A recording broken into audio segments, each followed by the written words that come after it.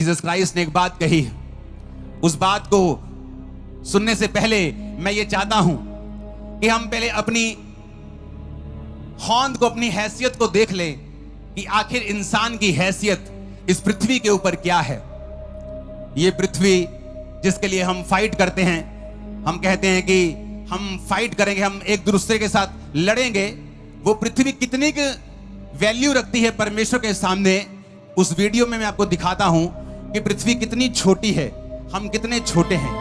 ये पृथ्वी है, देखो हमारी धरती है और ये सब ग्रह हैं। सूर्य इतना बड़ा है कि 13 लाख धरतियां उसमें आ जाएं। सूर्य से भी कितने बड़े बड़े ग्रह, बड़े बड़े स्टार, ग्रह नहीं, हमारी गैलेक्सी में हैं। धरती बहुत छोटी रह जाती है। अब आगे आगे आप देखना कि धरती इतनी छोटी हो जाएगी, वो सूर्य जो छोटा सा दिख रहा है उसमें 13 लाख धरतियां आ सकती हैं। अब देखो वो सूरज दिखाई नहीं दे रहा, वो छोटा सा रह गया, उसमें भी 13 लाख धरतियां हैं। फिर गैलेक्सी बनती है, ऐसी खरबों गैलेक्सियां हैं। जब खरबों गैलेक्सियां इकट्ठी होती हैं तो यूनिवर्स बनता है, और खरबों यूनिवर्स हैं। और हम सोचते हैं, जीसस कहता, जिसने अपने शब्दों से धरतियां, तारागण, आकाश, सृष्टि बनाई है, उसने कहा, कहता मेरा राज इस धरती का नहीं है, मैं इतना छोटा परमेश्वर नहीं हूं।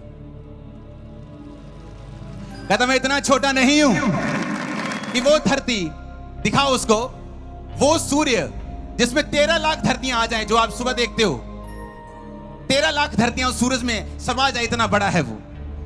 और जब गैलेक्सी, जब आप सिर्फ गैलेक्सी में देखोगे तो सूर्य दिखाई भी नहीं देगा, और खरबों खरबों गैलेक्सियां हैं। उन गैलेक्सियों को मिला के यूनिवर्स बनता है, और खरबों यूनिवर्स हैं। और आप कहते हो ये धरती, जीसस ने कहा मेरा राज यहां का नहीं, मेरा राज वहां का है।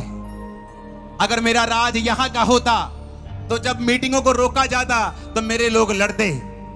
अगर मेरा राज यहां का होता तो जब यीशु मसीह के नाम को लोग धप्पा देने की कोशिश करते हैं तो उनके लोग लड़ते।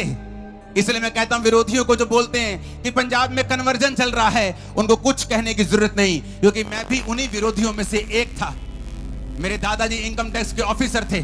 जब उनको कैंसर हुआ, बोन का, हड्डियों का कैंसर हुआ, जब जलंधर के बड़े बड़े डॉक्टर्स के पास वो गए और किसी ने बताया कि एक सिस्टर यहां पे हैं, क्रिश्चियन सिस्टर, जब वो प्रार्थना करेगी तुम्हारे दादाजी ठीक हो जाएंगे। लेकिन मुझसे नहीं बात हुई, मेरे मम्मी पापा से होती थी। तो वो जब प्रार्थना कराने के लिए उनके घर में जाते थे, और जब वो सिस्टर मेरे घर में आती थी तो मैं बोलता था कि हम हिंदू सिखों में से हैं, मैं खत्री परिवार से हूं, अगर ये दोबारा क्रिश्चियन लोग हमारे घर में आए तो मैं इनको गालियां निकालूंगा, इनको मारूंगा, इनको पीटूंगा, क्योंकि ये अंग्रेज लोग अपना धर्म यहां पे छोड़ गए।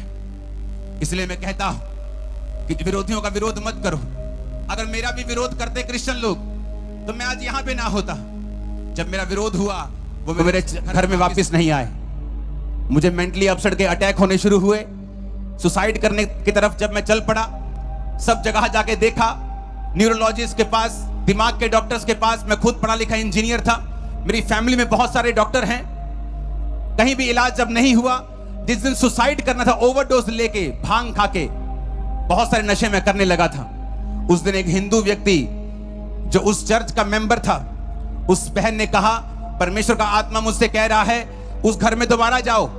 मेरे पापा का नाम जीवन है, तो कहते जीवन के घर में जाओ, और उस घर में प्रभु मुझे कह रहा है कि वहां कोई रूह है जो प्रभु से बचाना चाहता है। वो बोला, परिवार बोला, कहते नहीं जी उस घर में हम नहीं जाएंगे, वहां उनका लड़का है एक बड़ा कट्टर हिंदू टाइप का, वो नहीं मानता, वो कहता अगर आए तो हम गालियां निकालेंगे, हम नहीं जाना चाहते।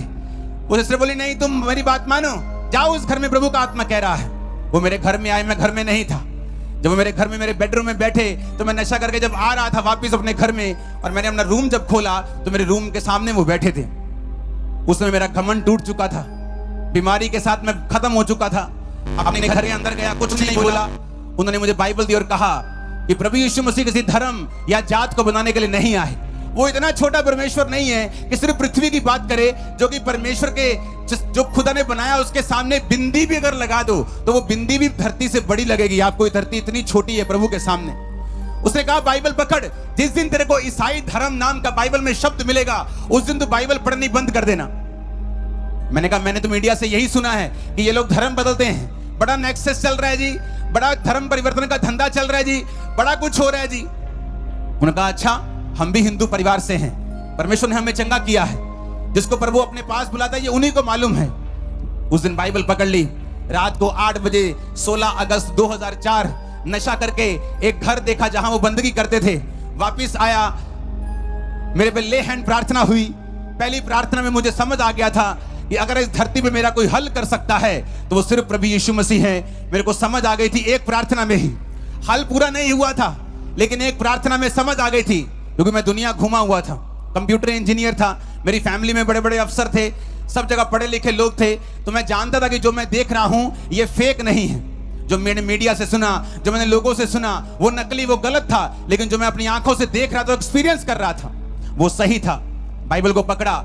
उस टाइम पे ब्रॉडबैंड इंटरनेट होते थे, आज की तरह इंटरनेट आम नहीं था, किसी किसी घर में होता था। कंप्यूटर आम नहीं था, किसी किसी घर में डेस्कटॉप कंप्यूटर होते थे। तो मैंने अपने कंप्यूटर पे इंटरनेट ऑन किया, यीशु मसीह के बारे में सर्च करनी शुरू की, क्या ये फेक है, क्या ये पैसा देके धर्म बदलते हैं। आज लोग बोलते हैं जी बड़ा पैसा मिलता है जी, मैं सबके सामने बोलने के तैयार हूं, मुझे पैसा चाहिए। है कोई बंदा पैसा देता जो क्रिश्चियन बनने के? बहुत सारे लोग तैयार है मेरे पैसा लेने के लिए, एक भी नहीं। वो पास जिनके तक नहीं जिनके पास होता, फिर भी वो सब कुछ छोड़ के आपको यीशु का वचन सुनाते हैं। अगर उनके पास आपको कन्वर्ट करने के लिए पैसा होता तो पहले वो स्कूटर लेते, अपना घर लेते, अपने बच्चों को सरकारी स्कूलों में नहीं डालते। वो मरते हैं, खपते हैं जीसस क्राइस्ट का प्रचार करने के लिए, आपको उद्धार की कथा सुनाने के लिए, ये बताने के लिए कि प्रभु यीशु मसीह किसी धर्म या जात को बनाने के लिए नहीं आया, वो आपको बचाने के लिए आया। अगर आप जीसस के पास आएंगे, आप कोई भी धर्म के क्यों ना हो, कोई भी जाति के क्यों ना हो। मैं अन्य जातियों में से था, इसलिए मैं विरोध नहीं करता जो लोग विरोध करते हैं। मुझे मालूम है अगर आज मैं उनका विरोध करूंगा, बड़ी आसानी से इंडियन लॉ के मुताबिक उनको जेल हो सकती है क्रिश्चियनिटी का विरोध करने के कारण।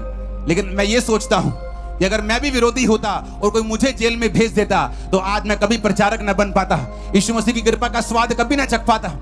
मुझे उन्होंने सहा है, इसलिए मैं आज यहाँ पे हूँ। आप उन लोगों को सहेंगे, उनके लिए प्रार्थना करेंगे, तो वो लोग आज जहां मैं हूं कल को वो वहां खड़े होंगे, जहां आप है कल को वो वहां बैठे होंगे। आमीन। मेरे को ऊंचे वाला चाहिए चर्च।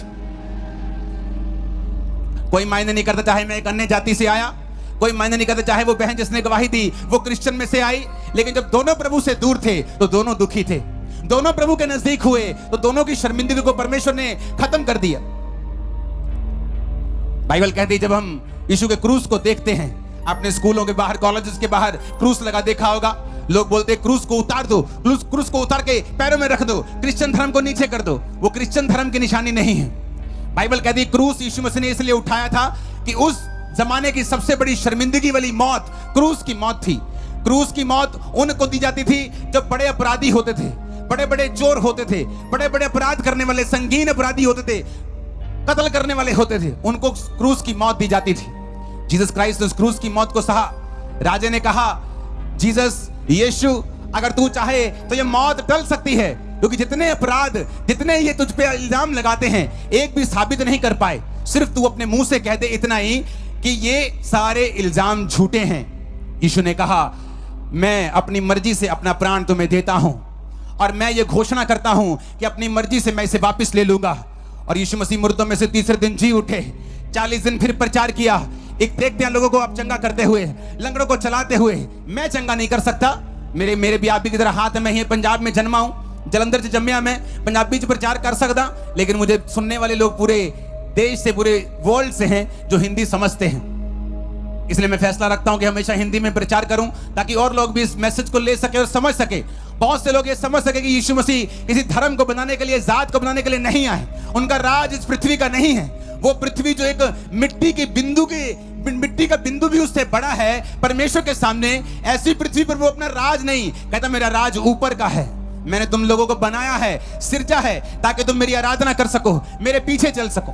आज साइंस जितनी मर्जी बड़ी हो जाए, लेकिन बाइबल से ऊपर नहीं जाती।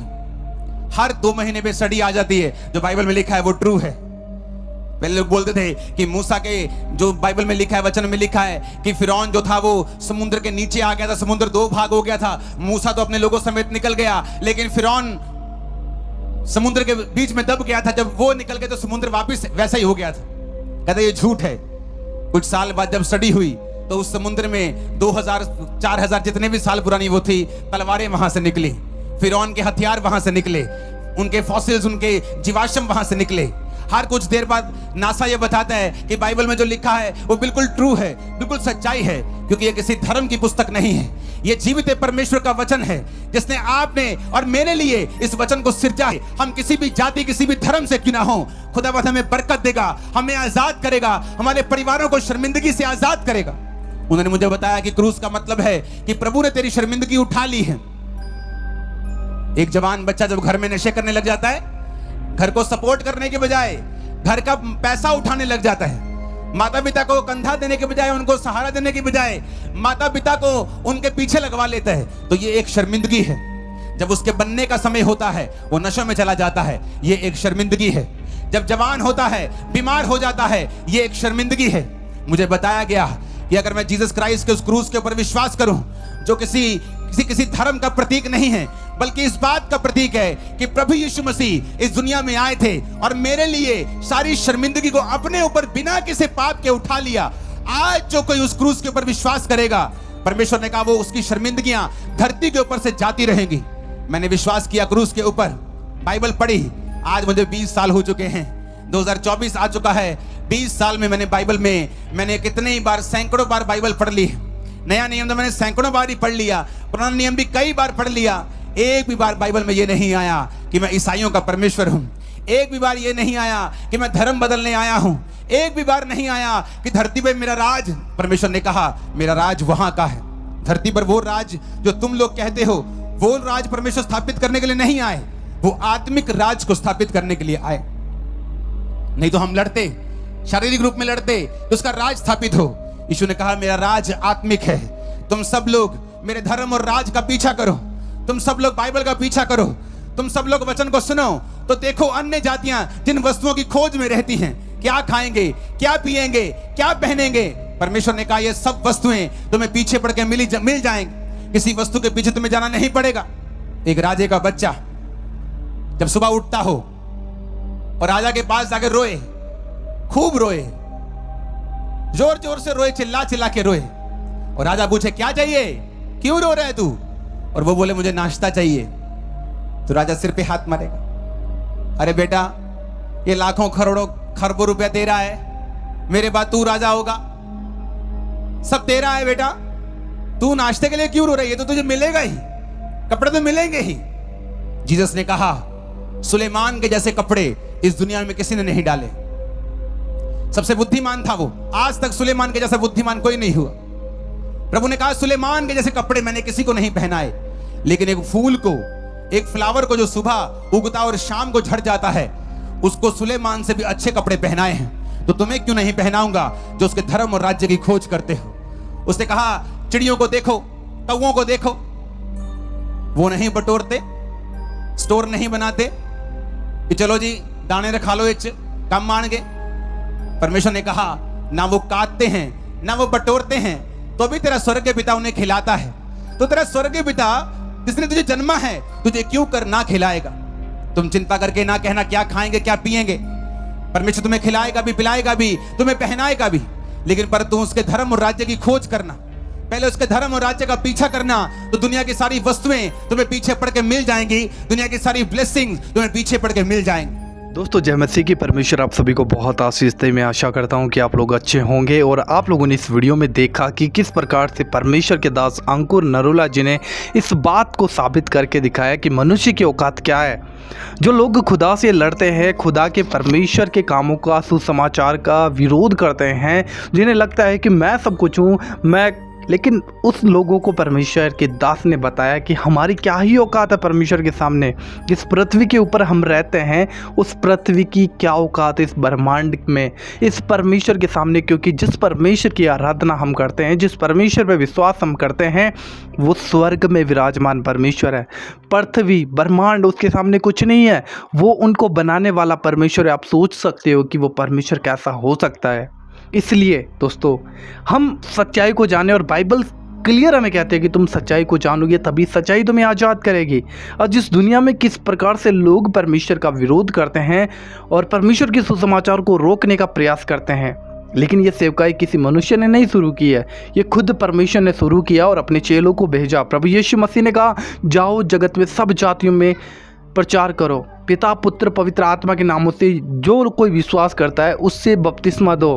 परमेश्वर चाहता है कि हम उस पर विश्वास करें, हम नाश ना हो, हम मिटे ना, हम बर्बाद ना हो जाए। क्योंकि परमेश्वर इस संसार के अंदर अपना राज्य स्थापित करने के लिए नहीं आया। जैसा कि आप लोग सुन चुके हो परमेश्वर के दास के द्वारा, परमेश्वर अपने राज्य में हमें, जो हम पाप में पड़े हुए थे, जो बुराई में पड़े हुए थे, जो अंधकार में अपना जीवन बिता रहे थे, परमेश्वर सदा की उस ज्योति के अंदर, उस अंधकार से निकाल कर हमें सदा के उस आनंद में लेकर जाना चाहता है।